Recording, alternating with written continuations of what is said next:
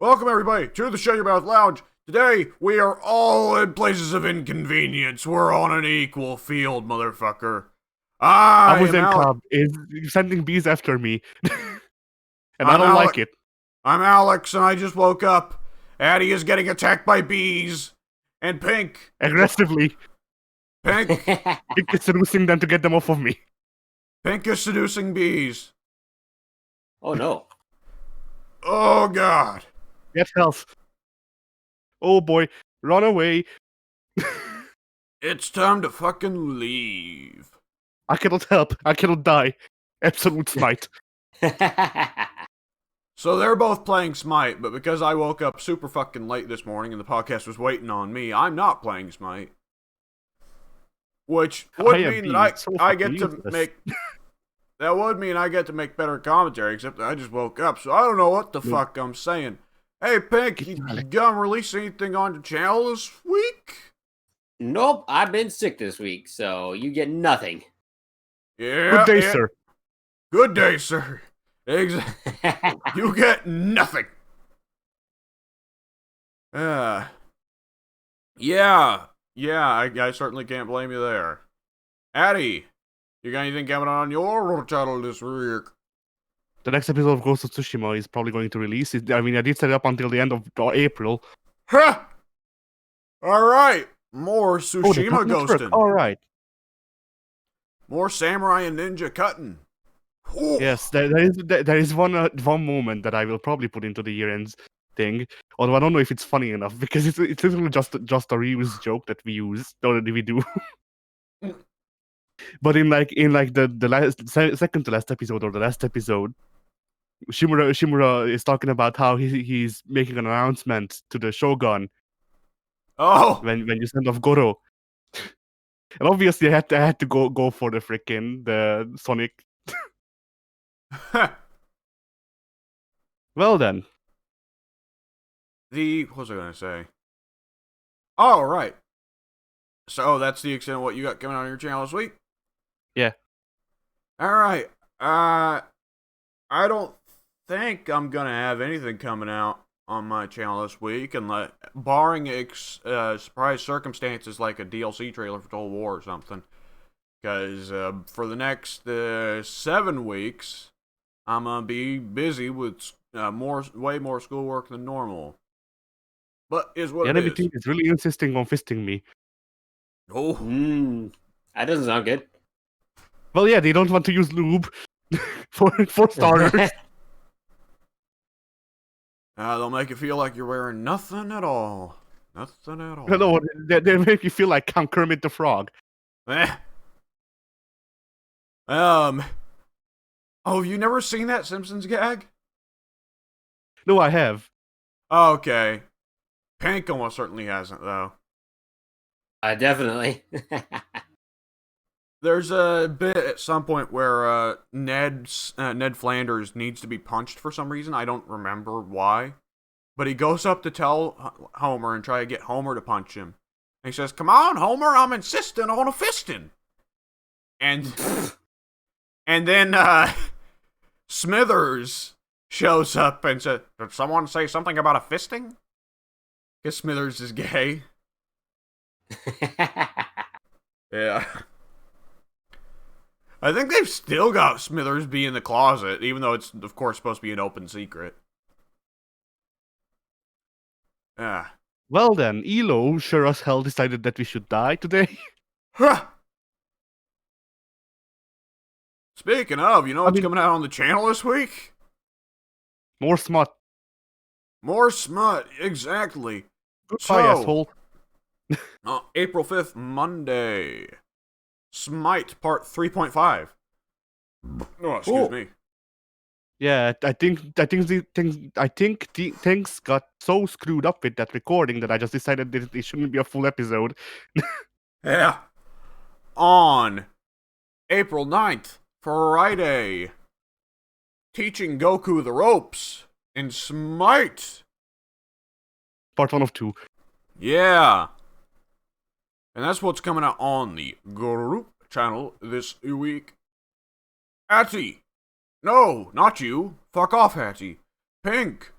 Which cherry? you need to specify which cherry. Yeah. All right, Pink. Pink, do we want to give up? Give up? I'm fine with that because it's a losing round anyway. All right, let's give up, I guess. Pink, Give up? hello. Hello there. So, this week, what I have done Alright, shit. is actually a decent bit or a decent amount of stuff. I started playing Rivals of Either. I'm actually not sure what the proper pronunciation is. Either. So, With an EI. Yeah. I was about to say, it's pronounced the Rivals of Either.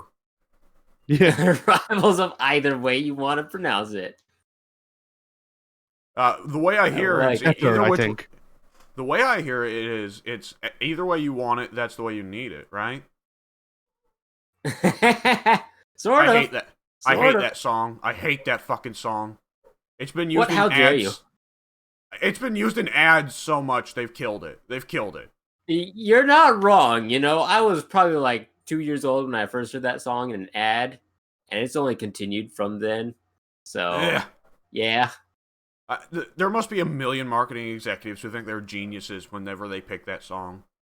Well, they sing that either way you want it, that's the way you need it, and we can say that, like, our company provides the way you want it and the way you need it.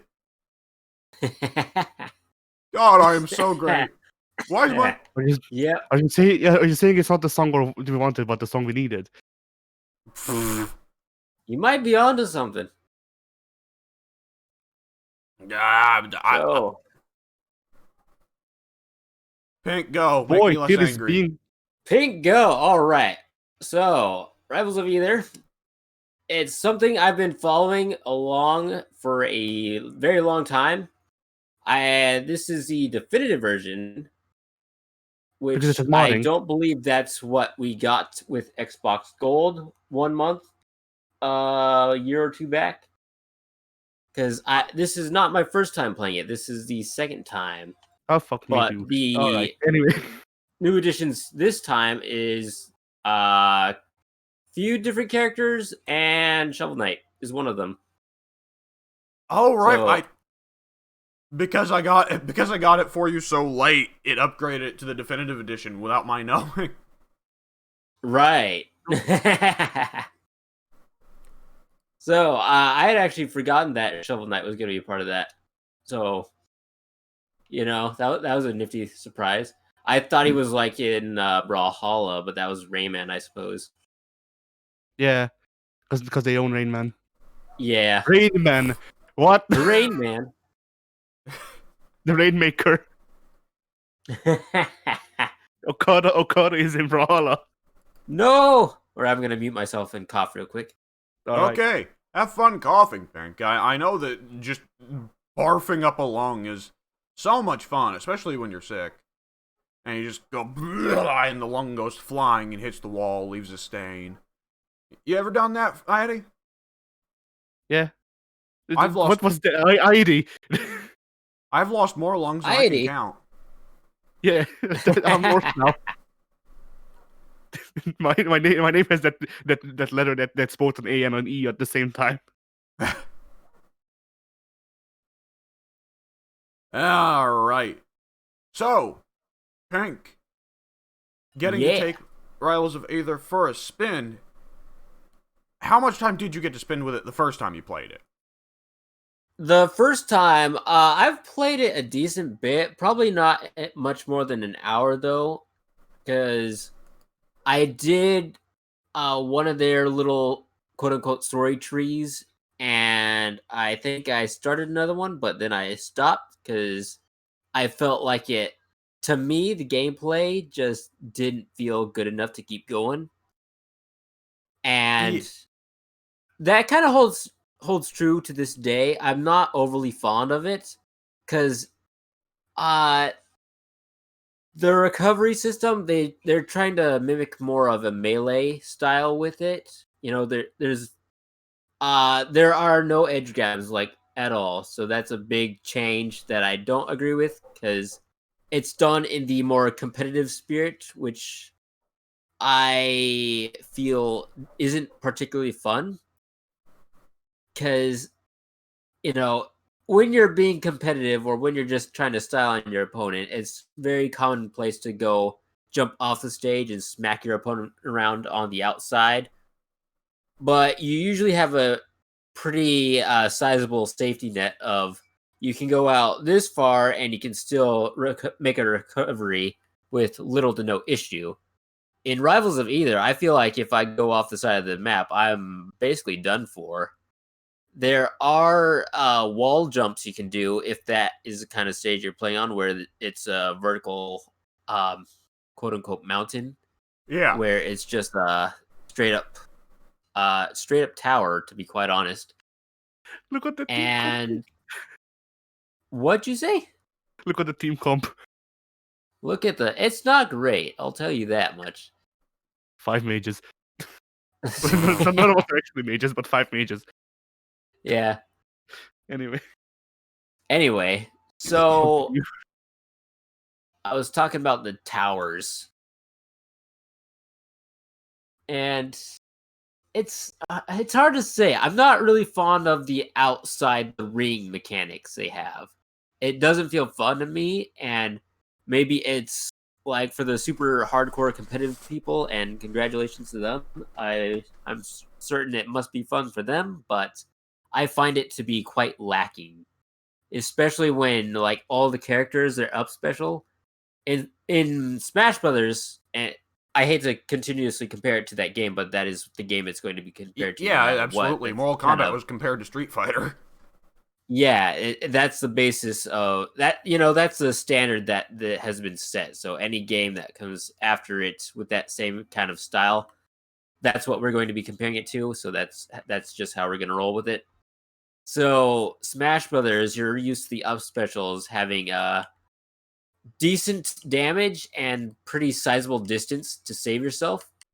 And in Rivals, it feels like you get very minimal distance and very, very few characters even do damage with the up special, or at least not from the ones I've played. Yeah, it seemed to me that a lot of characters had utility up specials. I only tried out a few characters. I tried out the Rock Beetle guy. Yeah, he's my favorite. Yeah, I was about to say, because like I didn't actually play any actual matches against AI. I just dicked around in practice, so I didn't actually try out recovery. So this is a surprise to me that I didn't know the recovery was so rough. But the moment I tried him out, and that up special is, oh, just build a fucking pillar from the floor to wherever you are, of infinite length. I was like, okay, interesting. I do have a question though. Yeah. Is there not like a thing in Smash Brothers called like edge guarding, where people sit on the edge and try to smack people away, and people don't like that? There is edge guarding, and it's different in each game because in Melee, the thing was if somebody grabbed the ledge, your opponent could not. So a big part of edge guarding in that game is grabbing the ledge first and ensuring that your opponent literally cannot grab it on his way back. That changed in I want to say Brawl, and I think it underwent even more changes in Smash 4 and Ultimate. Doesn't in Ultimate, But like... I don't... Go ahead. In Ultimate, doesn't it work like if you're grabbing the edge and someone else comes up and grabs the edge, they just ploop you like directly straight up in the air? Yes, that's how it works in Ultimate, and I believe that is the same system they use in 4. I think that transitioned over. Yeah. So no big changes were made there, but I believe I don't remember if that's how it was in Brawl though. I don't remember what that recovery was, but that definitely was not a thing in Melee. So edge guarding was literally camping the edge and grabbing the ledge first before your opponent could, which isn't as exciting as it sounds. So I don't miss that. Yeah, so I guess it's like one of those... Well, my understanding is Rivals of Aether is trying to shoot for being Melee again, but they probably changed that because they thought that edgeguarding Melee style wasn't fun. Right. I'm thinking the same thing. I think they removed edge grabbing entirely in order to kind of force the ledge guarding meta, I suppose you could say, into a state of you either need to go out and kill the person yourself or just make sure you've knocked him far away where he can't recover. There's really no other way to edge guard as far as I'm aware. Yeah. Now, did you take a spin with mods? I did. That's one of the things I did after I did the Crag story. I went and checked out the workshop because I had heard things about it. I heard many things about it. And yeah, one of the very first characters I downloaded was 100% Fox and Speedrunner Link. And the workshop is full of memes, but I like that the meme characters actually have a lot of work put into them to actually make them fun characters. Ronald Have you tried McDonald. out the Speedrunner Link? I have not, no. So it's really dumb, but it does have like unique mechanics enacted within the character that actually makes it a quote unquote competitive type character. It's not just a straight up meme where, oh yeah, it's a dorky looking Link and he deals like 1,000 damage per hit. Yeah. There was actually effort put into it, so that was actually very cool to see. All right, I'll have to check it out next time I get interested. Yeah. I remember, honestly, at this point, all I can remember is downloading Obama. And it was fairly low quality because, like, most of his hacks didn't have any audio. But it was still, I think I've told you guys this before, but I just find it really funny that for Obama, like, they went with the classic America meme, where every single attack is guns or explosives. And I was like, I get the whole haha America fuck yeah thing, but of all the presidents to put that gimmick with, Obama probably was not the best one to go with. Oh no, probably not. All right, anything else, Pink? Anything else? Yeah, I've still played a lot of Portugal in Civilization. I was saying last week they felt like the most balanced Civ that has been unveiled this far. And I retract that statement. On the proper map with the proper settings, you can steamroll real quick. You know, I was casually saying, oh yeah, I'm making 155 science in the medieval era. And after I started resuming that game later that day, I realized, oh wait, scientifically speaking, I'm in the industrial era right now. We're only medieval right now. I shouldn't be where I'm at. So, yeah, Portugal with their boost to trade, it can really take you very, very far in a very short amount of time. And most notably, the campus, the nautical, what's it called? Whatever their unique university is. The Naval Academy. The Naval Academy. Yeah, the one that gives you the +1 science for every 2 water tiles you got. That will just jumpstart your entire science game. And it will carry you throughout the entire thing. It is incredible. I forgot that building existed, but I do remember when I saw it, I thought it looked crazy. Yeah. So you will accumulate a lot of gold. So what I've begun to do is, in order to just keep boosting all my science, it's literally I just buy settlers, settle them on islands with at least 2 tiles. So 1 tile for the actual city, the other tile for a campus. And then you plop that nautical school thing down. Then you get that extra science from all your coastal tiles. And that will just... It's insane the amount of yield you can get from the campus with that unique building. It's absolutely insane. Very fun to abuse a system with Portugal. I highly recommend it to anybody who wants to have a good time. Man, But once I get like the fucking glut of games I'm playing through done done, I need to go back and play this fucking Civ 6 new Civs. Hell, there's a lot of there's a lot of fun Civs from the past expansions that I wanted to try and never got around to. yeah, I to this day I still have yet to play either of the Mongolias, so I really need to fix that. Yeah. Man, I always love playing as the Mongols. What was I gonna say? So, when Portugal was first revealed, and soon went and said to me, "Oh, they look trash, man," and my response, I want to hear if you think this is accurate, was, as long as you're not playing on like a map that's nothing but land somehow, like even on just like a Pangea map, Portugal can be fine as Yeah. long as they make it to the coast.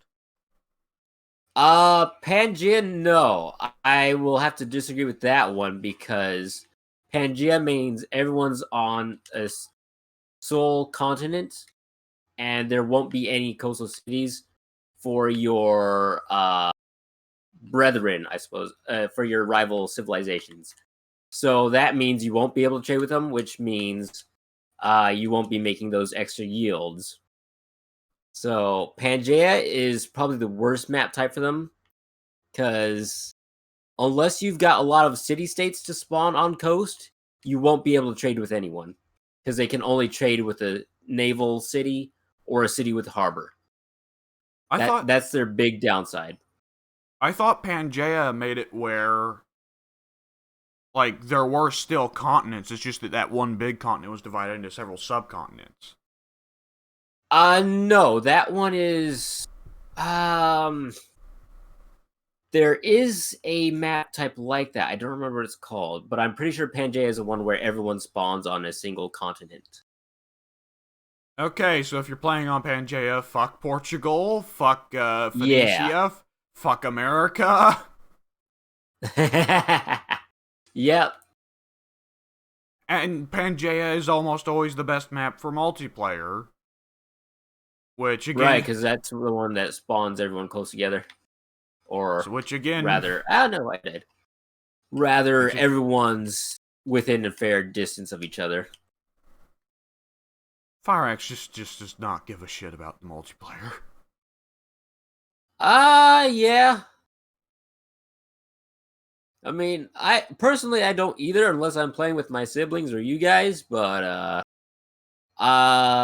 balance is kind of a thing that I feel like should just be left up to who you're playing with.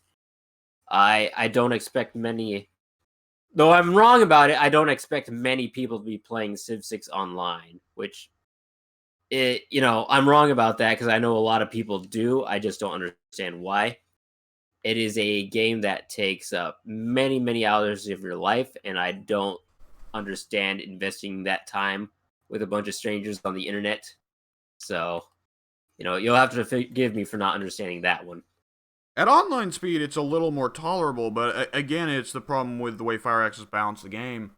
At online speed, some of the balance is just thrown way the fuck off track. Like, Yes. military and online speed is fucking worthless, because by the time you get out that regiment of swordsmen, your opponent will have fucking assault rifles. Yep. Oh, man. Anything else? Anything else? Yes, sort of, but not really, because I've not invested like any time into it. Retromania came out on Switch, and I actually What's that? picked it up. That is a sequel to 1980s or early 90s arcade. What was it called? What was it called? Wasn't it just Good Lord, WrestleMania? I forget. Was it just WrestleMania? I feel like it was. It might have been. It probably was. So it's a sequel to a WrestleMania arcade game from the late 80s, early But 90s. not the WrestleMania arcade game. Not the fighting game. No, not the fighting game, but the wrestling fighting game. The one by Midway that had all the characters be motion No, not captured? that one. Oh. No. Okay, so it's a WrestleMania from the 90s. I don't remember any other games from the 90s called WrestleMania. Neither do I, and I don't know if that's a name. If I had my phone, which I do, here it is. Let me actually Google it real quick so I know what the heck I'm talking about. Okay. Retro Mania. Uh, Google that and see what pops up. I would have loved to see a comeback for the fucking the capture version that they did of WrestleMania. Oh, god damn it, while I was doing this, I go over to Steam page and I see Addy got the achievement for defeat every boss in Terraria. Yeah, You even beat Duke that's not true. Fishron. That's not true, though. Well, Duke Fishron, yes. Every boss in Terraria, no. Alright. Ooh. Oh, man. We need more wrestling Okay, games. here it is. No, wait. Is that? It might be. I'm just gonna assume it was a or it is a sequel to WrestleFest, Oh, that's the one, an yeah. arcade game from 1991. So this is done by the original developer of that arcade cabinet, and it basically is what it says it is. It is a predecessor to an old arcade game, and it plays very similarly. It's got very old school controls, old school graphics, and or old school arcade modes, or not modes, modes singular, or actually modes. There's a story mode and an arcade mode, I think, but I could be wrong because I've not spent like any time with it. I spent maybe 20 minutes with it. So Is that not the wrestling game with the luchador with the star mask, and when you win it says you are winner? it is not. WrestleFest was an actual that's five-star WWF wrestling. licensed game. Oh, You're not thinking okay. of Five-Star Wrestling. Okay, so I've very much not heard of this game before. Attack me, I'm Big Dragon now. Yes. Ah. We'll die. So goodbye. WWF WrestleFest arcade game. I am looking it up. Okay, this is from the era of sprite-based wrestling games where there's like a shit zillion and I can't tell the difference between them. Yeah. It was just like Raw on the NES. I played that game. It was. Boy, was it. Oh, was it? Oh, wow, a game in 91 featuring both Demolition and Legion of Doom? Yeah. Weird. Okay, so what's this sequel, which I assume is filled with all kinds of made-up characters because they couldn't get the WWE Nope. license, like? No, all characters are actual people. They are not WWE wrestlers, John obviously, Morrison, dude. or The not John really. Morrison. Yeah, John Morrison. So this game has been in development for a long time, which is why John Morrison is in the game, despite being under WWE contract. Yeah. So, yeah, the roster is a mishmash of very, very old school wrestlers. Like you got Nikita Koloff, and more new school wrestlers like Jeff Cobb or Colt Cabana. Okay, I don't know who the fuck Jeff Cobb is. Yeah, I name dropped him specifically because he's very, very new. He's apparently a big deal on the indies, but I personally had not heard of him until 2020. Well, I'll assume he sucks then. His finish is a black hole slam, or a rebound black hole slam. So, Oh. you know, Well, I like Yeah. Is the Black Hole Slam what I'm thinking of? Is it also the Boss Man Slam? I won it! Yes. I stole it for us with Dragon You Brass. did. Holy shit. I mean, I the listeners cannot see it, but our Smite game, Addy has just won it for us. We had He one saved tick. us all. One tick. One tick. we would have lost had Eddie not just completely beheaded that man. Yeah, Detroit become dragon. Anyway, so yeah, the Black Hole Slam is like if I'm thinking of the good one of or the freaking the right move, then the Black Hole Slam is just like a spinning power slam. Yeah, it is the boss man slam. I know I'm not like the definitive opinion on wrestling, but I really like that move. It's actually one of my favorites. I do too. I mean, I don't dislike it. I just don't think it's a really imaginative move. No, it's not. It's just, but it looks cool because it's like a fucking rock bottom, but with momentum behind it, right? Right. But yeah, but I think the rock bottom It's especially sucks. good when you got a big fat guy doing it, so it all works out. I always felt it was weird they gave it to Boss Man. That's too much momentum for him to handle. Yeah. Well, Boss Man could go back in the day. I'm not going to say that Boss Man was a good wrestler because he couldn't, but Boss Man could go back in the day. Yeah.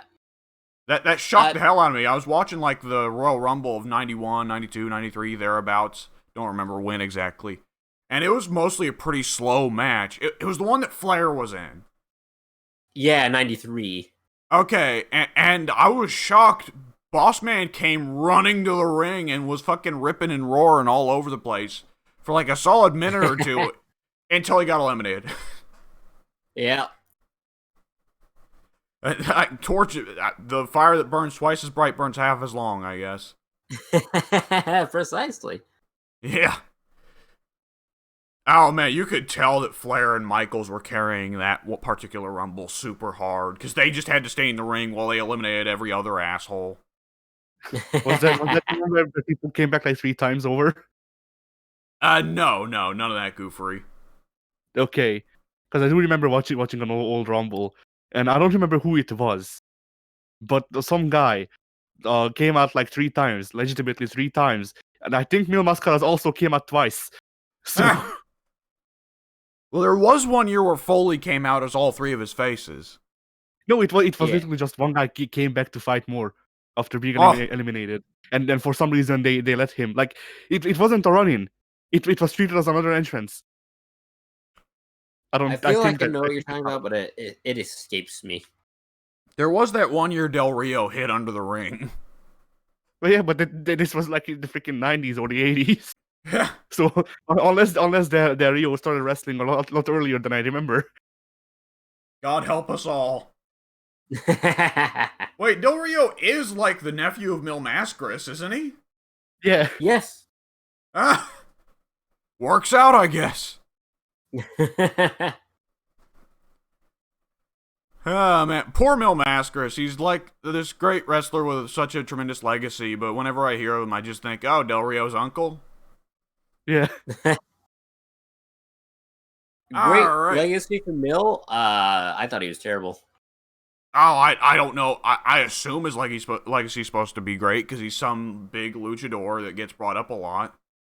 In Mexico, you can be the greatest luchador in Mexico, but once you cross over to the States, they tend to not measure up so well. Yeah, because the what we want is a bit different. But yeah.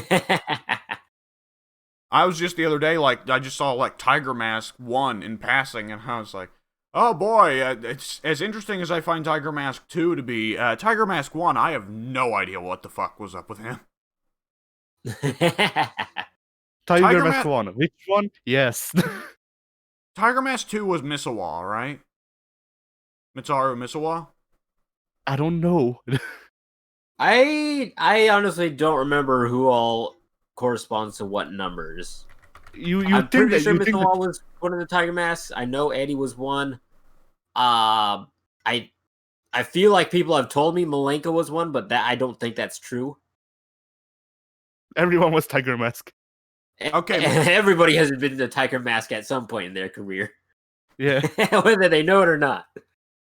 Misawa was the second. It was really weird when it was the Big Show. But he did still do the flips. Okay, so Misawa was Tiger Mask 2. And I just want to highlight here, Tiger Mask W. I don't know what the fuck's going on with that. Tiger Mask W was Kota Ibushi, who I think I've heard that name before. Yeah, I've Yeah. heard that name, I think.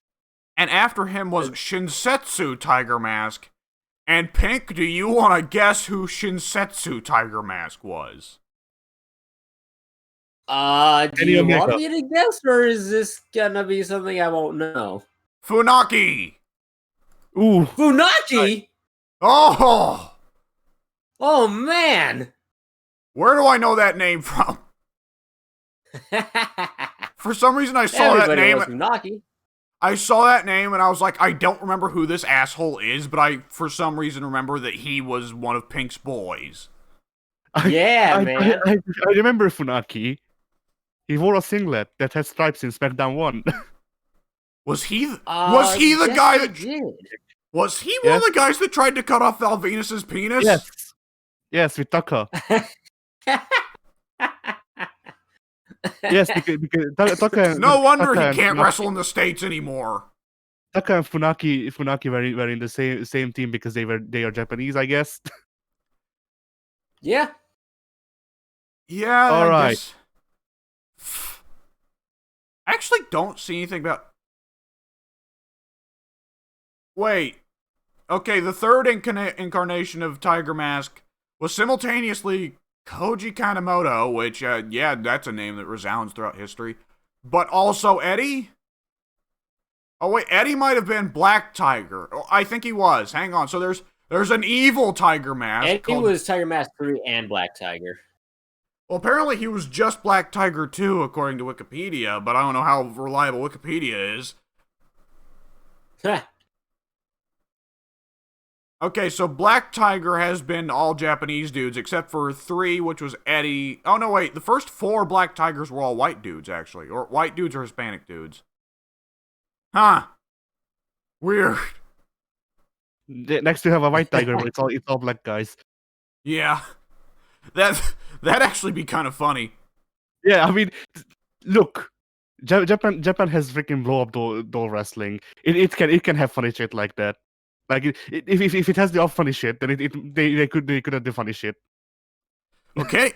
Kenny Omega doesn't wrestle there anymore, so the blow up doll amount has decreased by at least 50%. Well, true, but there still was that match there. They had a street fight. I don't remember who it was, but there was this street fight where the fight went into a love hotel, which is basically a soft brothel. And I'm aware. the wrestlers were staying there. So, What? because it was a male match, only the male wrestlers could be in there. So the wrestlers just acted like they were having sex. Okay.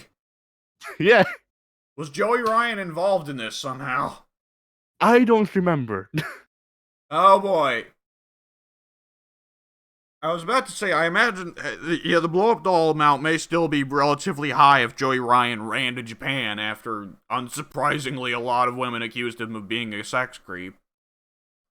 Boy, Sex pervert. Big that sex pervert. one was a big surprise, wasn't it? Yep. Oh yeah, who could? What do you mean? That coming? What do you mean? What do you mean the guy who every match wants his opponent to grab onto his penis is a sex creep? Oh, I'm here now, I guess. Okay. You weren't The whole was before? The whole was just decided, hey, we are running now. Hodor? Oh, I'm dead. Goodbye. That was a conversation right there. I live. Tree's too strong. Anyway. Pink, you never actually got to talk about the WrestleFest game. Every time wrestling comes up on this podcast, we spiral wildly off topic. Yeah, it's almost like wrestling is the thing that got us together in the first place. It wasn't all bad. Yeah, I'm not gonna lie. Like, if I wasn't such a busy person with so much bullshit and like had such a wildly unpredictable schedule, like way back when Ted suggested that we do a 3-man podcast of like me, him, and somebody else going through the Attitude Era, I was fully on board with that, except for my schedule. Right. I feel like I'd be in the same boat because I'd love to do it, I don't know if I would be able to find time to actually watch through the entire Attitude Era, or not even just the entire Attitude Era. I just don't know if I'd find the time to be able to watch through any of it. It's like I know I could probably talk about some of the pay-per-views I've watched over the years, but to actually be relied upon to watch something a week in advance, and then prepare myself to talk about it, it's like I don't know if I could do that. Probably not.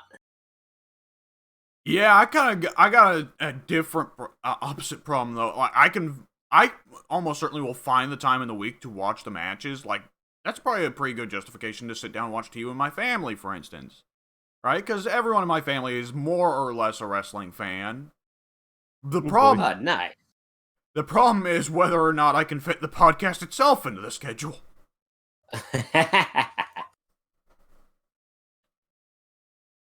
All right, so I'm in this weird spot with wrestling where like I could care, but but like I don't know, freaking like I didn't get into wrestling when it was good. It's only gotten worse. eh. And the old stuff I watched wasn't that much better, honestly. So No, especially if you're watching new generation era stuff. no, I wanted to know a couple of people at least, so I went with the Attitude Era, but and yeah, Oh, Attitude Era. See that? I think that's part of why Ted wanted to do a podcast on the Attitude Era, so that we could talk about how horribly overrated it is. And we would come at it from very different perspectives there, because Ted lived through it. But Ted's pretty good at keeping an open mind. Right. If we had Mike on there, Mike lived through it. Mike is not good at keeping an open mind, so we'd have someone whose answer to every single question would be, fuck this show. Someone like the three of us would come at it from a perspective of, we know the history, but we've not actually seen most of the content. So in a way, it'd be new to us, but at the same time, we'd know the legacy, you know? yeah. Right. So anyways... Go ahead. Oh no, finish it up, because I'm going to move on to something else. Okay. Wrap it up. Well, the thing that like the three of us doing a wrestling podcast, the thing with that would be that like my wrestling opinions are very controversial a lot of times. See, I was going to joke, least you in a can't group. get back into wrestling because RVD switched to doing porn. What's the difference? Yeah? Oh, fuck. Okay, can I just say something? Yeah. I think it's fucking dumb that what clarifies RVD's, like, frog splash as being a super finisher, kill the opponent frog splash, is not anything to do with the way he does the frog splash itself. What makes it the 5-star frog splash is the fact that he jumps straight up to the top turnbuckle. Wait. I thought it was the 5-star frog splash because he gets more height. I mean, I guess he could do that, but did he really get more height than, say, Eddie or Chavo or Christian? I don't know. I never compared it. I just figured that like that would make sense. I mean, I don't doubt that he could, because RVD was always great at getting height, but... And I mean, like, Eddie... Right. Haha. You ran at getting height. I see what you did there. Yeah. But... I mean, Eddie near the end was just, like, full of a steroid, so he wasn't in great athletic shape, and, like, No. I love Chavo, and I like Christian, but neither of those guys were, like, athletes par excellence, so... So, anyways, Pink, after, like, a fucking hour of us talking about other wrestling bullshit, how's the game? I like it. I already put out my grievances with the ledge guarding system. I think it's flawed, but the rest of the game, it's very solid. It's a fun time. I was asking about the wrestling game. WrestleFest. That's right. We were talking about WrestleFest. What the fuck is Retromania. happening? I completely forgot about that. So yeah, I played that for about 20 minutes. It's very old You were school. talking about don't edge like guarding the for a raffle wrestling game, and I was like, what the fuck is this? What are you talking about, you idiot? There's no edge guarding in wrestling, is there? I thought you were talking about guarding the edge of the ring. There is edge guarding when you're fighting against Edge. That's when you're protecting yourself from Edge. Uh, So, Retromania. It's first thing I want to get out there is it features Zack Ryder and his doofus partner, Entourage. so that's a plus. are they not working for WWE anymore? They were fired last year as part of the COVID let goes. Really? They finally let Ryder go? I thought that never happened. Yeah. Ryder seemed like one of those guys who was invincible, like how for like 5 years straight JTG didn't wrestle any matches, but they just kept him on contract anyways. Yeah. It Ryder is easily the most surprising of all the guys that they released. Because even if he hadn't been doing anything, he was always capable of going and doing stuff and fitting in well. He never felt out of place, even after being brought out of oblivion to win intercontinental titles. It always felt like, yeah, that's Zack Ryder. That's just what he does. You know, he might not be on TV for months on end, but when they actually get him on there, you know, it's like, no problem. We can handle it. We're good with this. And the dude's got like 2.5 million Twitter followers, so he's doing something right. And I don't understand why that's a talent that they would choose to let go. Well, you know, that's just how it goes sometimes, I guess. Yeah, I always do question, because like whenever Ryder could get going, that was pretty well always a shoe-in for a storyline the fans liked. Admittedly, a lot of the fans were the IWC and fuck those guys, but like the thing that always struck me about Ryder that I'm surprised WWE didn't use more was he just seemed like the eternal underdog, no matter how many matches he actually wound up winning, you know? Yeah. Right. I always kind of wondered if... like, okay, I know that's technically not how he debuted, but like one of the first ways I was introduced to Ryder was freaking Cena stealing his girlfriend, so you know. Well, that was a whole series of things of them trying to bury him, which I always kind of want, like, the running theory for a while there was that, oh, they buried Ryder because Ryder used his YouTube show to jump rank. I don't think that's the case, because Vince loves people doing bullshit like that. WWE don't like them using their license on YouTube or Twitch channels, but at that time they weren't trying to make money off of it. But what I mean is, like, Vince, like, supposedly loves people going outside the company to hype themselves up and shit on management. So I don't think it's that. I kind of wonder if they like did that so hard to Ryder because either they were trying to transfer his momentum to Cena, which never works, but companies keep trying it anyways, or because they did start finally pushing him and he wasn't like, you know, the greatest. Because I mean, bless Ryder, Ryder's not like the most impressive wrestler in the world. Yeah. You're not wrong. So they just started burying him as like, okay, yeah, you can't actually keep up with this. But you see, he had this special talent that's like to play the radio real loud. Dude, did you guys play WWE 12 any, like, much? Yeah. I skipped 12, I think. You remember how WWE 12 played the same fucking songs over and over again and didn't let you change them? Yes. Yeah.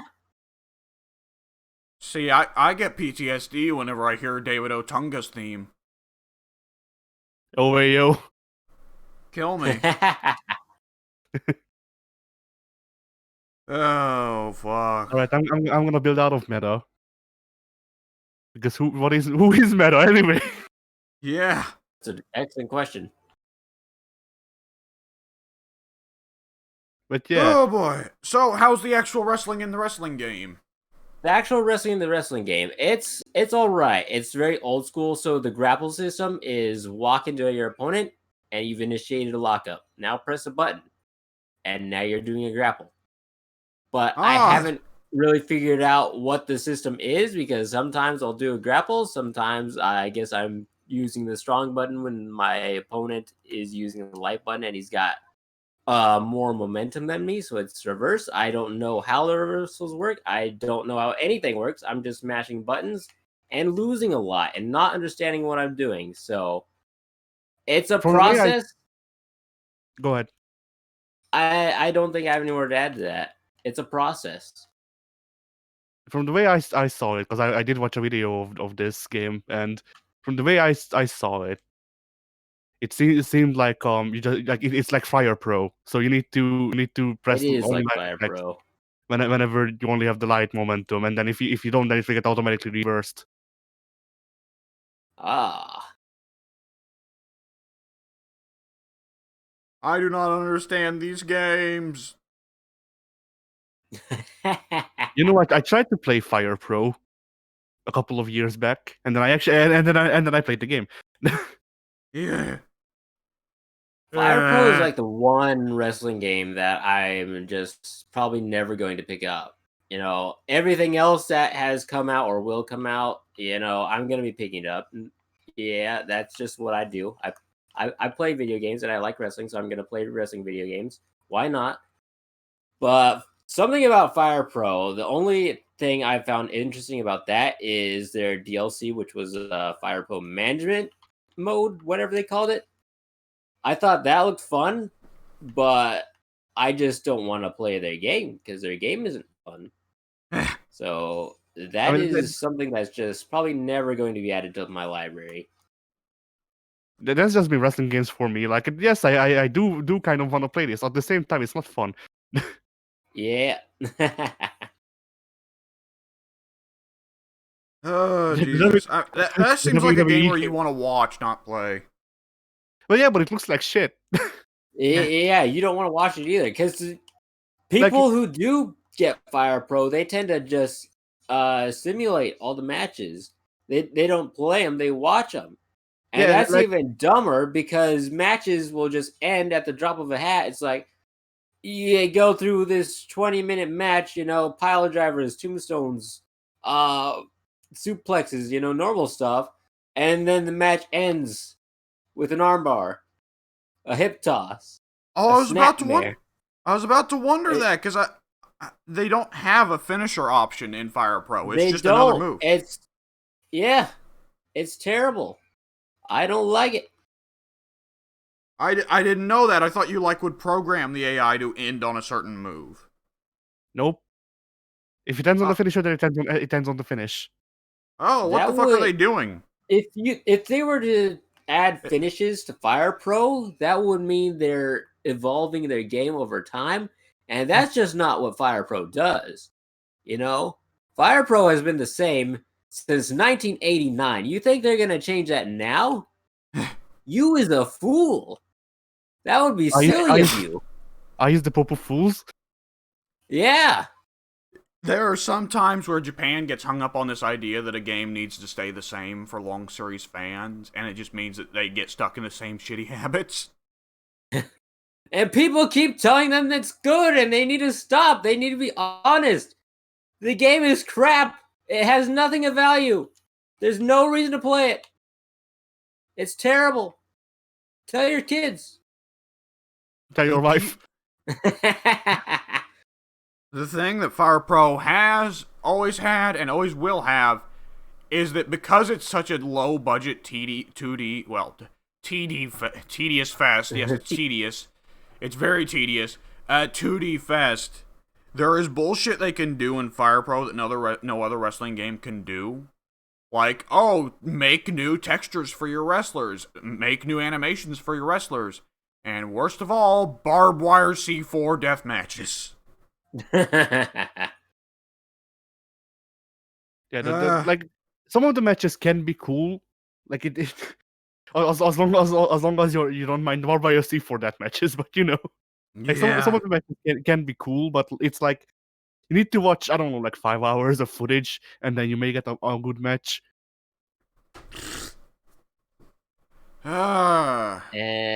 Yeah. Fire Pro, not a fan. Retromania, it's better. It's actually got a designated finisher system. Matches will, in my experience, they typically end on submission with me tapping out, and it's not great, but I mean, one day I'll get better, maybe. You never know. Wrestling is such a thing that's like just not built to be played as a video game that it's bound to be fucked up every time they adapt it into a video game, you know? Oh yeah, this is straight up arcade though, and they're not trying to simulate the fake sport aspect of it. It's just go in, button mash, do some suplexes, win. Yeah. So it doesn't translate well in really anything outside of something entertaining for wrestling fans. So, if you're coming over as a fighting games fan, this isn't going to appeal to you. If you're coming over as a Smash Brothers fan, this is not going to appeal to you. It's got a niche market, but I think the niche market will appreciate it. I do to an extent. I also don't appreciate some things to an extent, but I just died.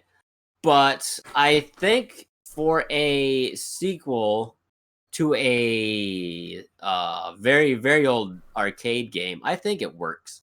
I think they did a good job.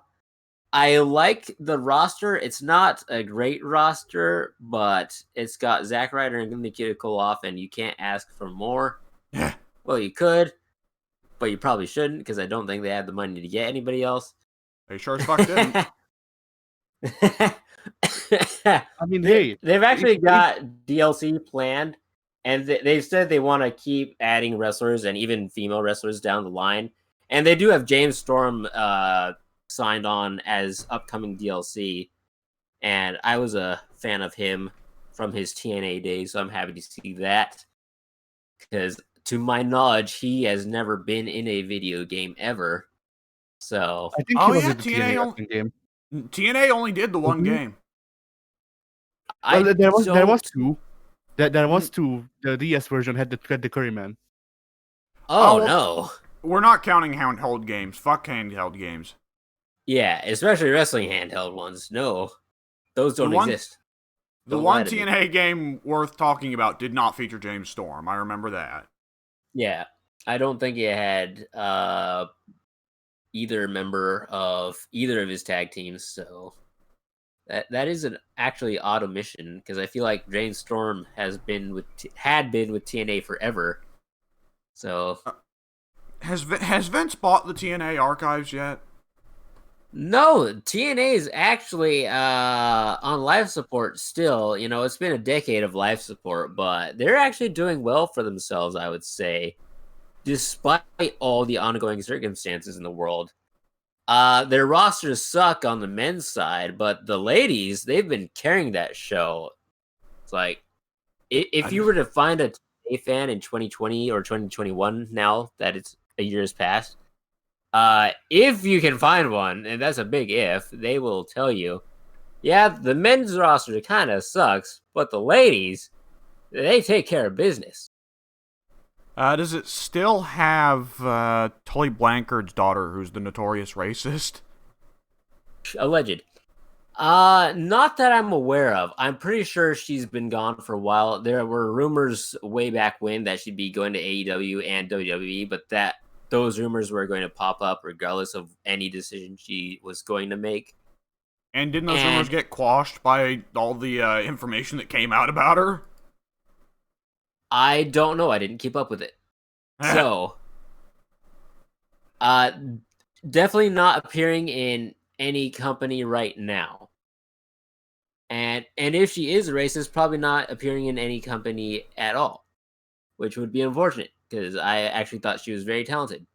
And she's a legacy wrestler, so that's somebody you would actually want to latch onto, but given the circumstances, probably not too very hard. I mean, it's not like her being a racist does not at all mean she ain't gonna be wrestling in either of the big companies. Considering who's the fucking host of this year's WrestleMania? Titus O'Neil? Yes. Yes, notorious racist Titus O'Neil.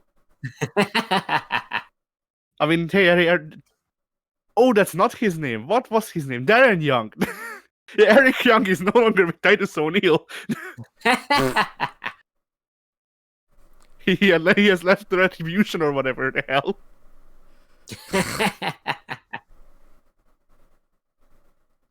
I mean, obviously Tessa Blanchard is not as big or famous as Hogan, but at the Obviously. same time, I don't think that the E really cares that much. I feel like, yeah, of the two companies, AEW has been very transparent in how liberal they are, despite how terribly they've booked all their people of color and women. Or Yeah. at least what I had last seen, things had not been improving. Well, that's what you do. That's what you do. You say, hey, we support these people in their plight. Anyways, Anyway, world- here's all our top baby faces. Look at all these white boys we got here. we support colored peoples. Anyway, here's the ATG. Yeah. And then just the base boosted freaking Crime Time team. Brooklyn. Yeah. Oh, Sorry, man. black people, you should have been the sons of of Dusty Rhodes. They will be the sons of Cody Rhodes. That was a slip. In fact, I'm not sure. They might already be the sons of Cody Rhodes. Do him and his wife have any kids yet? I don't know. Brandy's definitely pregnant right now, and no babies yet, to my knowledge. I don't remember how long ago that was announced, so I feel like it was more recent though. So, oh, I feel like she's been pregnant for forever. no, it's only been a few months now, because I don't want to be rude, but she was eating up a lot of screen time before she had to take maternity leave. Okay, yeah, I do remember that at the Luke Harper Memorial, she wasn't pregnant, so that was fairly recent. That would have been December or January, only 4 months ago. And what else did you do this week, Pink? What else have I done? I think that was actually it. Yeah, I don't think I've got anything else. All right, Eddie. All right. Well, I've What do you done a do? couple things, but let's start with the one that you spoiled. So I grinded Terraria. Hey, Did you I beat didn't it? spoil it. I didn't spoil it. Steam spoiled it. Ah yes, Gabe Newell sent you the freaking dirt sheets. Yeah, and a picture of his penis, but I wasn't so happy about that. Oh boy. I got Yeah, stuck that was on my geometry. reaction. You also got stuck on geometry. Yeah. You sucked, Gabe Dick. It's like that Call of Cthulhu book. I clipped into geometry, and Yeah. it just the propulsive force caused me to go flying into the skybox. Of all Anyways, so, yeah, go ahead. No, you go ahead. I was gonna make a Finish stupid the joke. Finish the joke. It wasn't even really funny. It was just me saying I liked a stupid thing. That it's just my favorite physics glitch, okay? When things clip into other things and it somehow causes them to fucking explode into the skybox. It's my favorite thing, okay? No, that's not okay. No. You need to check your flying privilege. Oh. I've run out of frequent flyer miles. But yeah, I've So- been clipping into the terrain too frequently. they're gonna start making you pay. Man, when you Not think like- about it, that'd just be the way to travel, wouldn't it? Well, I need to be on the other Yeah. side of the state right now. Let me just rub myself against this suitcase. That would be pretty sweet. Oh, wait, there we go. No! Oh, man. I got something to say about funny instances of things going in and out of the sky later, I gotta say. Oh, you saw UFOs? No, but I saw something. Every time I say UFOs in English, I started off by accidentally nearly saying it in Hungarian. What is Which it is in very nice. Hungarian? UFOs. UFOs. Yeah. Well, that makes too much sense. Yeah, like our favorite wrestlers, the UFO twins. When I say oof, Yeah. you say oh. I didn't see any unidentified flying objects, but I did see an identified flying Dutch, so... Ah, you summoned the Flying Dutchman? Oh, yeah, no. it was a little more literal than I expected, honestly. Yeah, they whenever people talk about it, they actually just forget that apostrophe. It's the Flying Dutch, man. Yeah. All right, Addy, what you Yeah. do this week? Oh, Terraria. Well, Terraria grind happened. It was a thing where well, I actually the only one that wanted to get the moon medallion and the dice, like I said last week, and then I had nothing to do during the week. I was like, you know what? Maybe I'll just like get a couple more vanity items because a lot of them is hard mode, and I don't expect that we'll be able to reach hard mode very fast. So I just did that, and then I accidentally baited myself into beating the Moon Lord. That was funny. Because I remember there being like a Hey guys, break. sorry, I accidentally killed God. Yeah, It was the heat of the moment, I swear. I mean the way I remembered it, there was a bit of a break between when you fight the Moon Lord and when you beat the cultist. So I was like, oh, I can probably just kill the cultist and then just stop before the Moon Lord. And then like the cultist was one hit away from death, and I was like, wait. So yeah, Wait a second. Yeah, it starts an alien invasion, doesn't it? yeah, it does. Yeah. And if you beat the alien invasion, the Moon Lord spawns. Yeah, I remember that. So yeah. So I accidentally beat the Moon Lord, but hey, at that point I was like, you know what, whatever. I might as well just freaking farm him so we can spawn infinite Moon Lord freaking baggies. Oh, Moon Lord drug Jesus. baggies. But yeah, like so I basically have like end game items and stuff like that. But don't worry, I don't actually plan on using them. Like the way I planned it out is that we would have access to them either when we actually like beat the bosses and then I'd spawn them in so we won't have to grind it. Or like if we start really sucking. Addy, you and are just don't making want to spend time. Yeah? Addy, you are making a serious gamble here that any one of the three of us will be able to practice self-control. I mean, yeah. Because there is a very good chance any one of us will either get bored or frustrated with something and we'll just go, fuck it, Addy, give me the Moon Lul. But yeah, but I figured we'd still have like a natural progression, and then if it's just things like, oh, I really want this item, but you need to beat this boss like 13 times to get it, then we could just spawn the boss in, or like getting the truffle worms to summon Duke Fishron. Like I figured it would be spinning shit like that up, and then we just don't use the item. Yeah. I don't know. I was kind of liking that, like, journey mode lets you skip grinding on things like getting copies of things, but at the same time, I was gonna really enjoy like having to try and get those things again, you know? But yeah, but I'm not giving you those things. I'm only actually gonna spawn in the freaking vanity items. Like that's the thing. I'm gonna set up a chest full of vanity items so we can look the way we want, and then just remove all of my accessories and gear and then spawn in the ones we had when we stopped playing last time. So. All right, I guess. All right. What else did you do this week? I also played a bit of Tekken 7 because my birthday was on Sunday. Yes. And my sister's husband wanted to lose.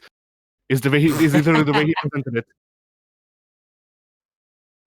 Well, joke's on you. I haven't played Tekken in 2 years. I beat him in every match because, yeah. Because he fucking sucks.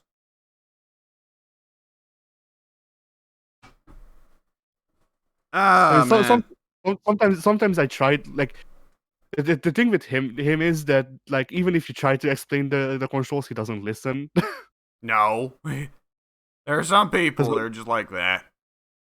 yeah, so it's literally his own fault that he loses now because I try to tell him how to like actually do moves and stuff sometimes, but he doesn't do them. Like he doesn't even try.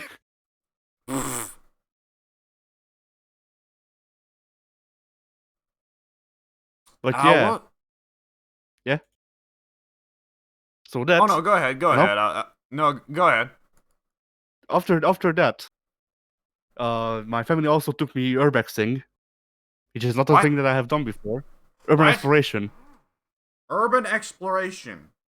Yeah, you go and visit abandoned places to look at how shitty they look. Oh, It's like a horror game. Ah. interesting. I, I gotta say, going and getting stabbed by a meth addict is not my idea of an ideal birthday, but You haven't lived. I haven't died. Yet. That's a good point. But yeah, I mean, one of the places was cool, at least. Remember, if you Turns out, find even though I live in the ghetto, there's a worse ghetto like freaking 2 blocks down the road. remember if you find syringes, you can turn those into the government for money. Not over here. Oh shit.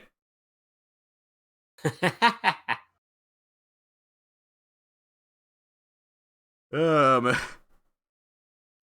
All right. Anything else? Let's see. I did a lot of smut, obviously.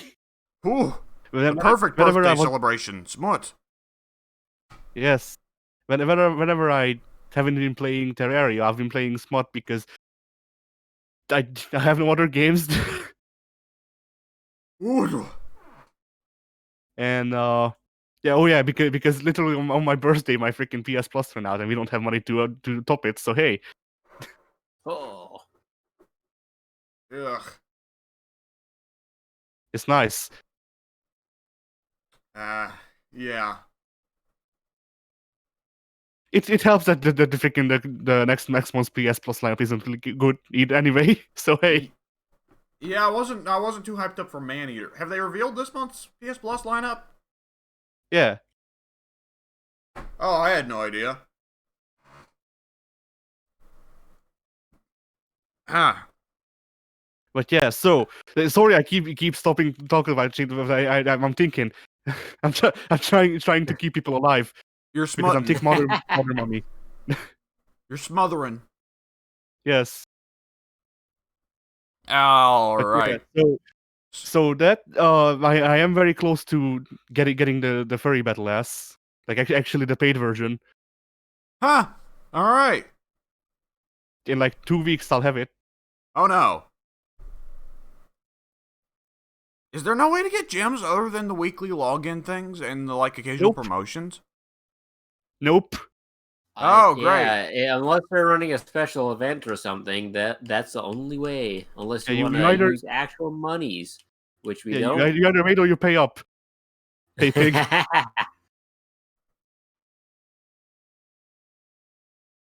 All right. So yeah, I also did pick up 2 new gods. Ooh, okay.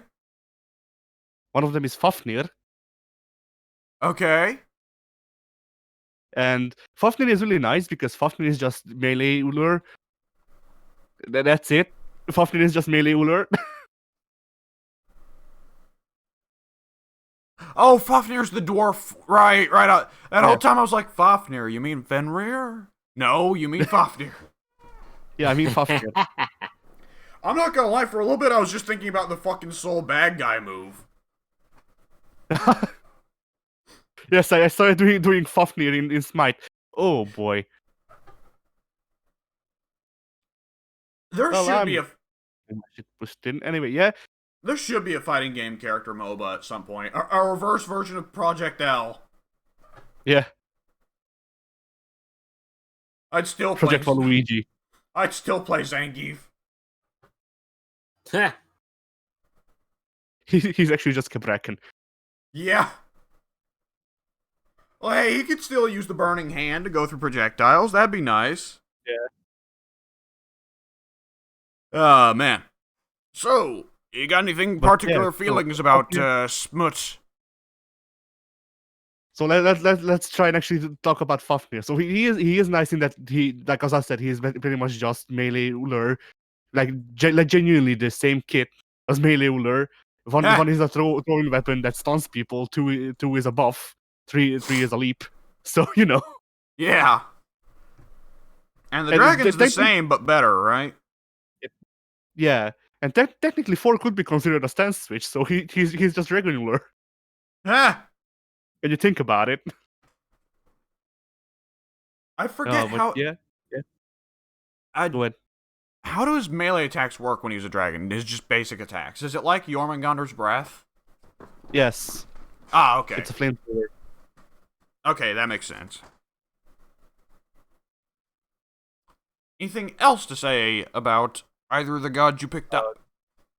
Yeah, the other one is Zhong. Zhongqi? Yeah, Zhongqi. Zhongqi. I don't know how to pronounce it properly. Whatever. I've been wanting to try him for a while, but I never got the opportunity. What's he like? He's the easiest god. Oh. That's Zhongqi's freaking Zhongqi's like subtitles should be changed to the Dong of China. Because he's just really good at fucking people. That is not how Soon described him to me. Soon said he was one of the more difficult characters. I don't know, dude. Like, I guess it really depends, because if people have a good defense, then you can't get in, and you need to get in. But the thing is that if you get rolling as Zhong, then you're basically like Zhong is a burst mage. So if the entire enemy team tries to attack you, and you get the upper hand, they're dead. The entire enemy team dead.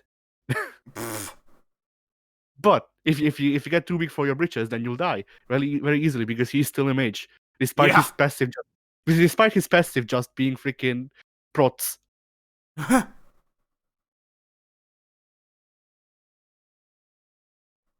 But yeah, that I'm trying to think, like the thing with Zhong is that, like, I could see him being difficult in the sense that he needs to get really close to actually learn his abilities, because he's kind of like Kwang, in the sense that he functions a bit more like an assassin than an actual mage.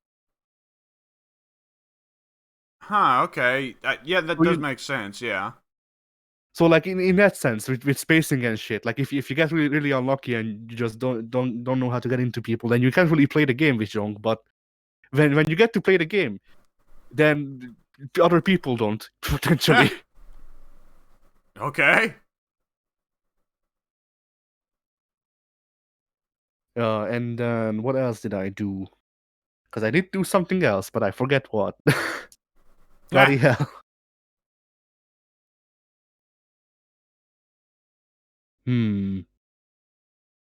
What the hell did I do? Whatever, I don't know. Just continue, all right. I guess. All right.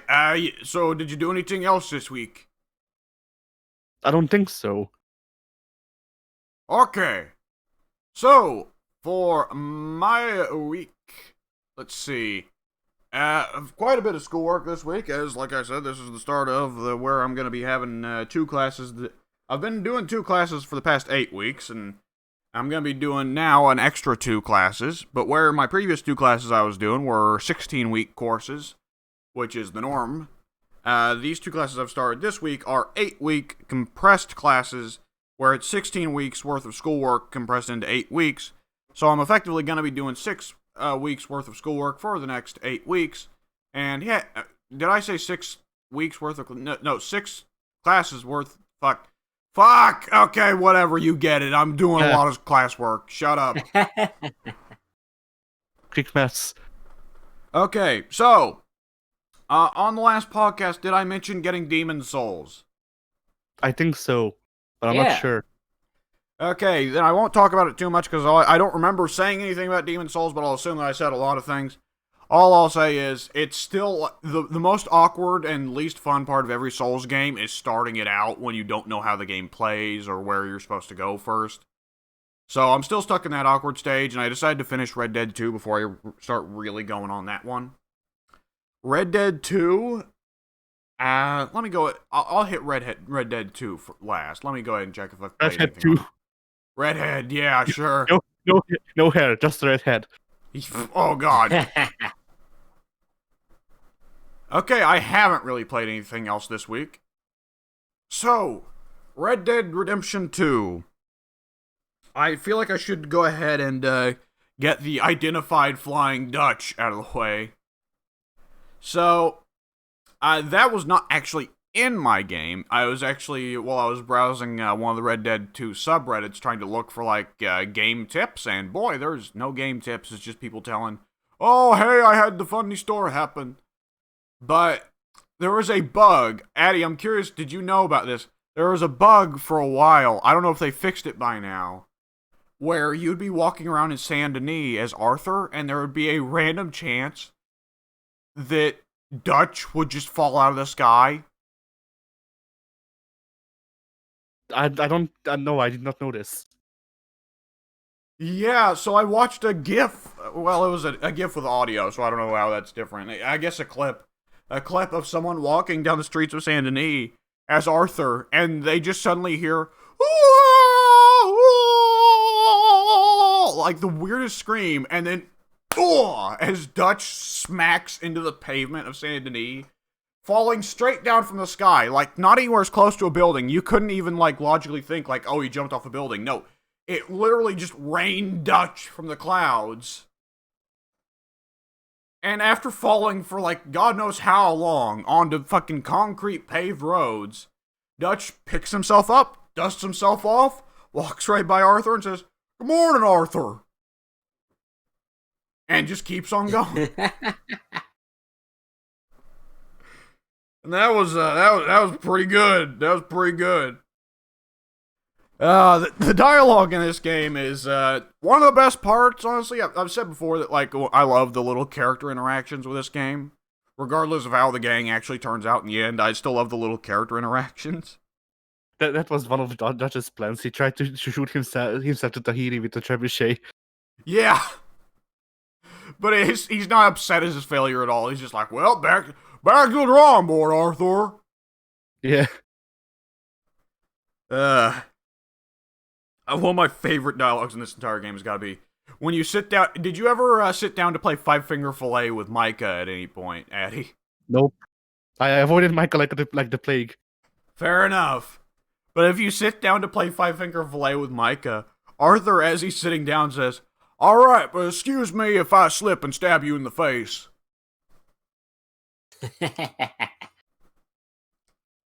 Did you ever get Arthur drunk in camp? I don't think I did it in camp, no. Oh my god, running around and talking with all the party members while drunk is so fucking great. Because Arthur will just switch between, like, sad, clown, and, like, hilarious. Just, like, running up to, like, little Jack run around, and Arthur will just be like, "You're such a good kid, Jack. You're great. Oh, we're so blessed to have you." And then you go over to Sadie, and it's just like, "Please smile. I just want you to be happy." He's all... Arthur's a douchebag, but he's also hilarious, and sometimes charming with his simple stupidity. I feel like Rockstar is good at doing protagonists that are lovably dumb. Because they pull it off with Arthur. Maybe with Grand Theft Auto, not so much. But, like, Arthur's lovably dumb. Jimmy from Bully is lovably dumb. John in Red Dead 1 is not too dumb, but with him, it's not so much a case of lovably dumb as interesting dumb. Because John's a smart guy, all things considered, for an outlaw. But he's dumber than he thinks. And you didn't get to play Red Dead 1, but it's actually kind of interesting. They handled John, like, John, over the course of Red Dead Saga, tries more and more to actually be there for Jack. Whereas, when you start Red Dead 2, he's kind of a deadbeat douchebag. But by Red Dead 1, like, he is genuinely trying as much as he can to get along with Jack, but they just don't bond at all because they're such entirely different people. And because Jack I know that feeling. Yeah. That's how I am with my dad. Oh, no. Yeah. I was gonna say that's really sad, but now you made it even sadder, you fucker. I mean, at this point, we just more or less accepted that, like, we can't, like, we love each other as family, but, like, we don't know who the other person is. I accept you for who you are, but please ignore me. Yeah, basically. Well, all right, I'm dead. I just wanted to say that, like, it never occurred to me until I saw a little convention where they got all the Red Dead 2 actors to come together and do like a little table talk. And it was really neat hearing a lot of the actors talk about it because the actors have like genuine passion for their characters, which isn't surprising because they said that Red Dead 2, it took them 5 years to film all the content for Red Dead 2. So they were playing the same characters for 5 fucking years. That's a long time. So yeah, unsurprisingly, the Red Dead 2 voice actors know their characters up, down, left, and fucking right. Jesus. Like poor Micah's actor at one point, like, said when he played the game and he shot himself in the face, and he was like, "Oh God, who is Micah? Who is Peter Blomqvist? But it didn't really occur to me until John Marston's voice actor Rob Wythoff, fucked up his name, pointed out that, like, one of the many things that divides John from Jack is that John, being a guy who thinks of himself as smart, and by all means being smart for an outlaw, but being dumber than he thinks, when he interacts with his son Jack, who is half his age, but nonetheless much smarter than he is, it's another thing that keeps John from, like, really being, like, honest with Jack and being just still kind of playing the macho act with Jack, is that Jack intimidates the hell out of John because Jack's way smarter than John despite being way younger. And that didn't occur to me, but that is actually how their interactions play out, at least in Red Dead 1. I haven't got to the point in Red Dead 2 where the time skip kicks in. But I assume it's still kind of the thing there, right? I don't know. It just seemed like there definitely was a thing of John not understanding Jack, but it was a much less, like, it was a much more a militaristic thing of, like, or at least it felt to me like, where, like, in the movies when the army dad just wants his son to be a soldier, a good soldier, and shut up. Like, it felt more like that to me. Okay, because by the time of Red Dead 1, their relationship evolves into something entirely different. Though I suppose but I remember it's been a while since I played Red Dead 2, so Yeah. I mean, admittedly, their relationship might be different in Red Dead 2, because John, in the interactions you would have seen, John has a certain something on his mind. Revenge! Anyways. I also want to say, Red Dead 2 every now and then just decides, oh, you know what, we're no longer like a drama, action, comedy, western. This is now a horror game. And what? It just hits out of nowhere when it happens, but it's bizarrely good at it every time. I guess because the world is just so open that you don't... Red Dead 2 successfully pulls off this feeling that the world is so big and open, you don't know what the fuck is out there. And of course, there's the mission where you have to go and collect the debt from the guy, and the guy's like, oh, let's go hunt a white cougar in the caves, and the cougar eats the guy and then disappears, and you're like, well, yeah. Fuck. And you're trapped in the middle of a deep, dark cave with a man-eating cougar that can, by the way, one hit kill you. Well, that's fun. And it's just you, a torchlight, and a gun, and him. Let's see which one walks out of this cave, huh? But, Eddie, how many times did you run into the night folk in the swamps of Lemoyne? A surprisingly small amount. Yeah. Then again, yeah. I just want to say I make a goal of staying out of the swamps of Lemoyne at night. Hell, I don't like going to the swamps of Lemoyne during the day. They didn't really freak me out, honestly. They're It's just just Bayou people. I don't know what your idea of the bayou is. Fuck. Look, my idea of the Bayou and like the Florida area, which is not close, I know, but like it's basically just, hey, here's where the crazy weirdos are, because that's most of what gets over here. Yeah. I know, but it's like, oh man, it's just, it's so fucking weird that they don't say anything, and that sometimes you just see them walking. And like they're all covered in chalk, and don't they like worship a fucking Cthulhu god when you find their shrines or something? Yeah. Like I don't know. I also did like a deep dive on like the weird supernatural lore in Red Dead 2. Can I just say it's so one of the many things that's weird about how Rockstar handles Red Dead versus GTA. GTA has the supernatural, but it's always a joke. You know, it's always like, ooh, there's a UFO over Mount Chiliad. Ooh, funny, right? Yeah. Right. And in Red Dead 2, it's like, no, you find an old Aztec blood cult. They've been kidnapping people and dissecting them and sacrificing their intestines to the dark gods. If you're walking through the forest at night, there's a chance that 3 men with tomahawks will come for you and they will kill you in one hit. They will scream like animals when they do it, except that they don't make any noises otherwise. There is an inbred cult in the forest, and Satan lives in a shack in the swamp. And he released the plague upon the city of Armadillo in exchange for the fucking souls of the innocent. And it's like, what the fuck? And like the rest of the game is just so like relatively mundane. Like, you know, it's just outlaws in the Wild West, crime, you know, robberies. And then Arthur, after he robs the bank, goes out in the swamp and he's being attacked by the fucking voodoo Satanists. And it's like, what the fuck? Do you know that at night in Saint Denis you can run into a fucking vampire? What? I think I saw him.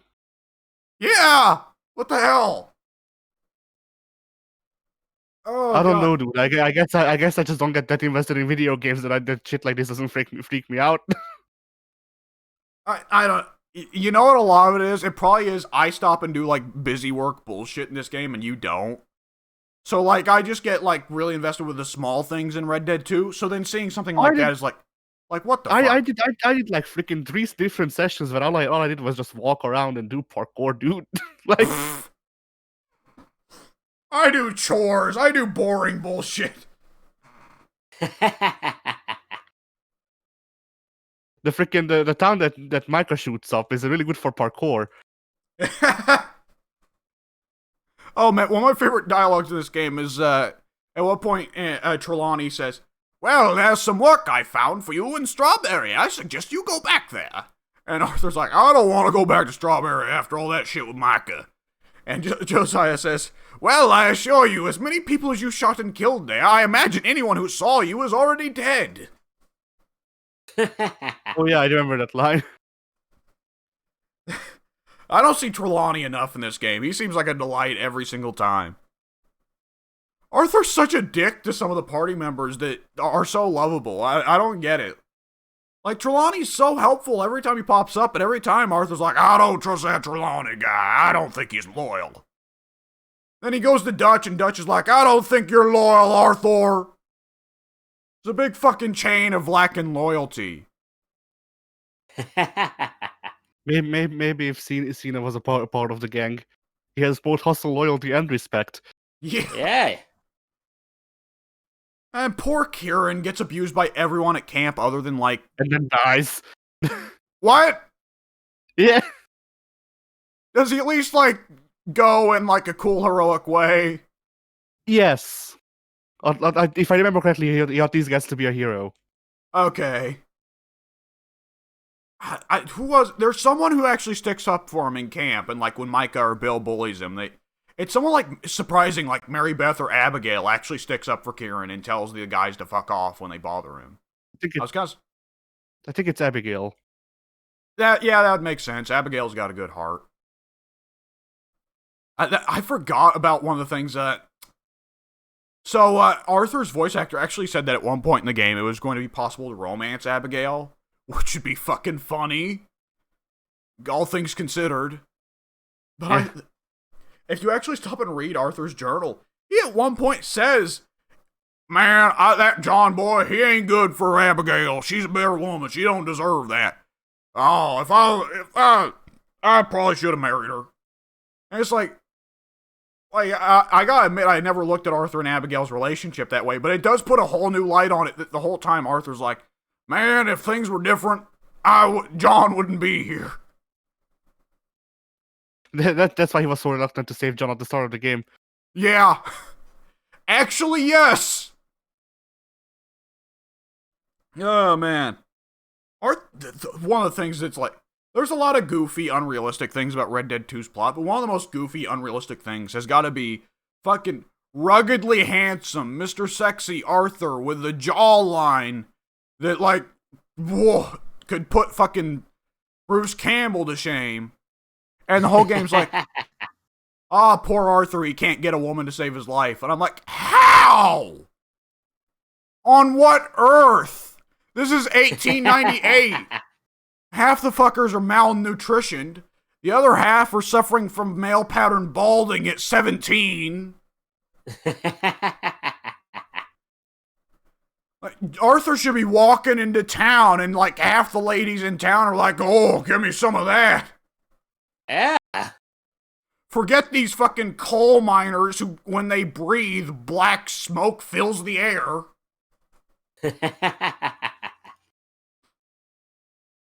Now, speaking of male pattern balding, Addy, do you remember the really, really early request where Bill comes up and asks you to get him some hair pomade? I think so. And Arthur just awkwardly responds, "Bill, you did not just ask me to get you hair pomade." And then when you get him the hair pomade, Bill's like, "Thank you, Arthur." And Arthur's like, "Please never speak to me again." I didn't get the joke the first time, did you? Is he putting it on his dick? Okay, yeah, so, okay, you got it then. Because the first time I was like, oh, it's just funny because Bill suffers from male pattern balding, so, like, why would he even use hair pomade, right? And the second time I was like, oh, that's weird, and I looked it up and it's like, oh, the joke is Bill uses hair pomade to jerk off. At first I thought Arthur was just being a dick, but then, no, now I get it. Now I see why Arthur just... That reminded me of the other thing I did. That was... Not jerk off. Yeah, it's like, that's a game mechanic I ain't discovered yet. Yeah. You need the Swedish patch for that. Yeah. But yeah, so... long story short, my mom got really curious about freaking like foreign people doing videos about Japan and shit. So she's like, "Hey, let's watch that video," and we watched it, and so I accidentally watched like a tutorial on how to use a freaking flashlight with my mother. Welcome to Japan. Definitely no economic issues here. Definitely nothing causing severe loneliness in the youth. Yep.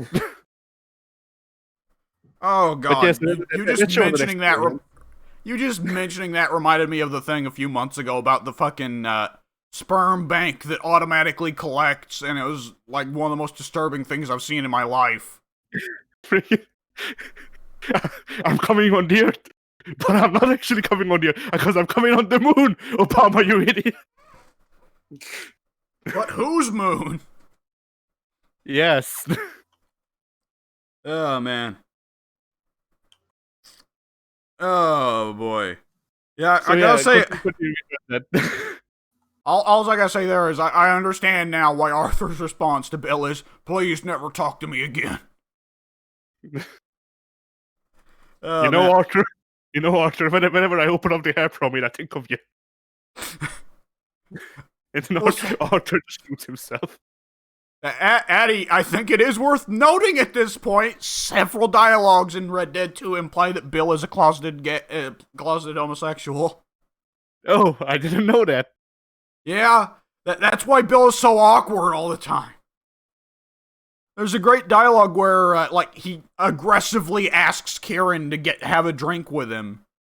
And Kieran is like, oh, well, Bill, I gotta care about the horses. I'll see you later. And Bill is just, left desperately screaming, have a drink with me! And Arthur just shakes his head like, God damn it, Bill. Oh, man. What else was there? Oh, I had some fun with the ragdoll system. Which, I gotta say, I don't like that they took out GTA 5's feature where if you're in midair, you press the melee button, it causes your character to ragdoll on the spot. Because I had so much fun with that as, Trevor just jumping and ragdolling onto various things. And Just doing phantom bombs. Yeah, doing swanton bombs off of buildings or doing fucking sumo headbutts to random civilians. But they took that out, but I nonetheless had fun in an unintended way as I was just running around on my horse. And there was something that looked like a gentle decline hill. Was not. It was a 10-foot drop cliff. Now, a 10-foot drop you wouldn't think would be that bad, but nonetheless, it caused my horse to fucking E-Honda headbutt the ground at such a ridiculous momentum that it launched Arthur off the back of the horse. Arthur flew a good fucking 40 or 50 feet, spiraling, fucking psycho-crushering through the air at such a ridiculous momentum that it triggered the game to start playing the noise of a fucking helicopter rotor. Arthur was spinning through the air at such speed, head first towards the ground. And so I just hear Arthur screaming, oh, while it's going, just whapping viciously towards the ground. And it just smacks, Arthur just smacks into the ground with such force. Even though he dropped a grand total of 10 feet, Arthur smacked headfirst into the ground with such force that it instantly killed me. Nice. And I didn't get to fully see it because the game over animation, but it looked like Arthur hit the ground so hard he bounced straight up. The Skyrim. Yeah. What is it with the freaking the Elo today? This is like the 6th match in a row where we get freaking rank 10 people. It's been wild. You sniped so hard on that one ticket game. There was all pro plays. Yeah. Obviously, this guy got 3 kills with Fafnir, only died 12 times. So obviously he's in the pro league.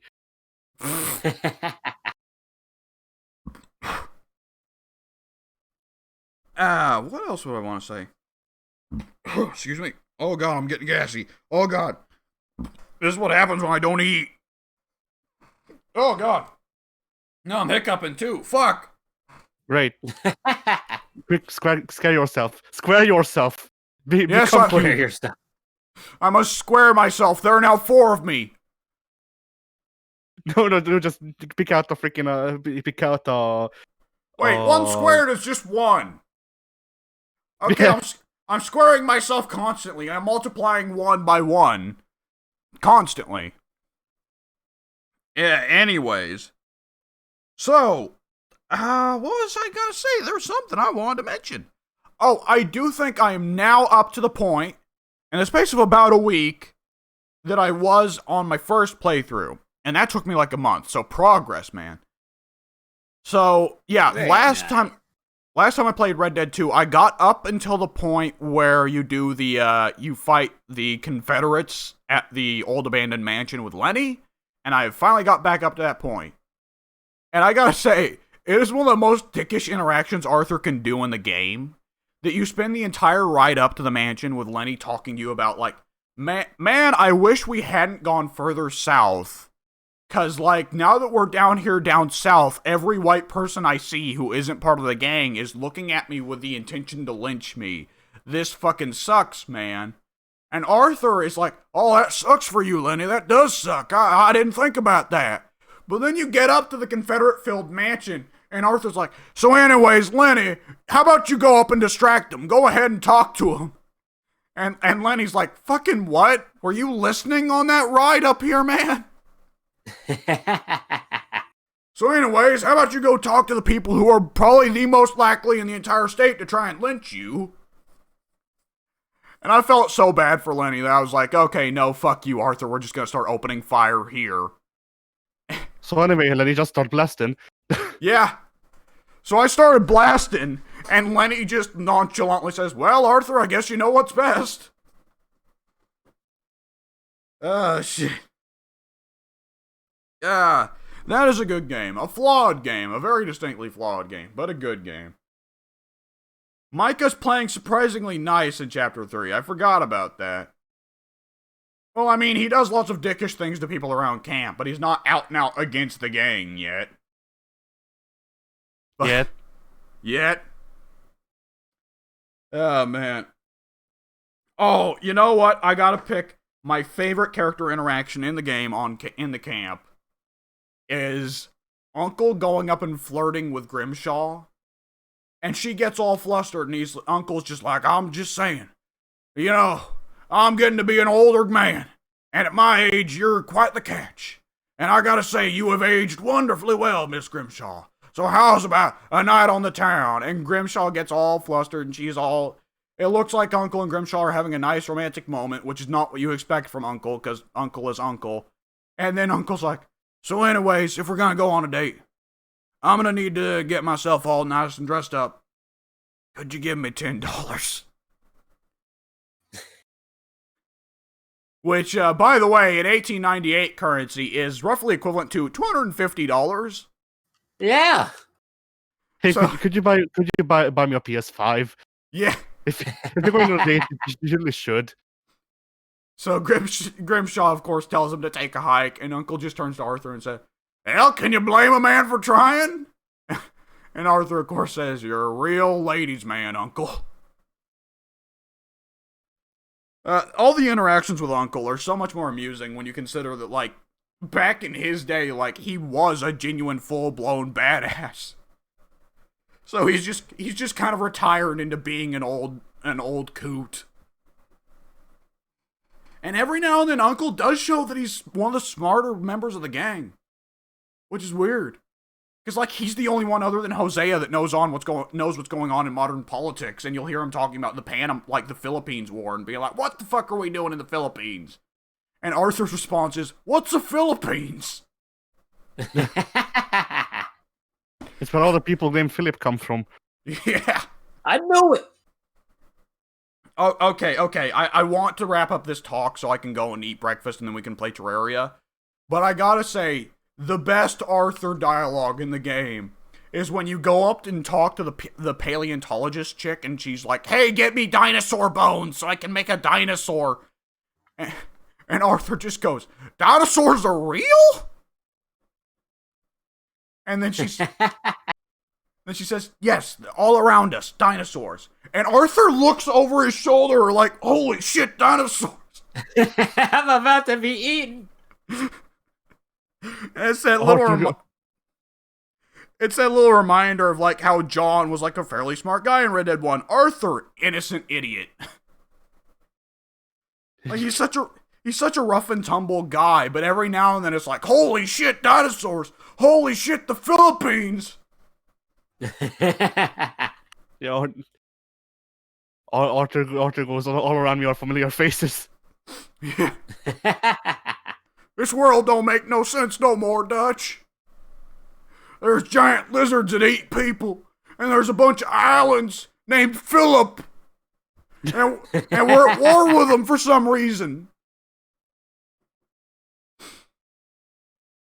Man. Alright, so that's the extent of what I did this week. I believe we could call that a podcast. Yep. Bye. I'll see you later. Oh, goodbye.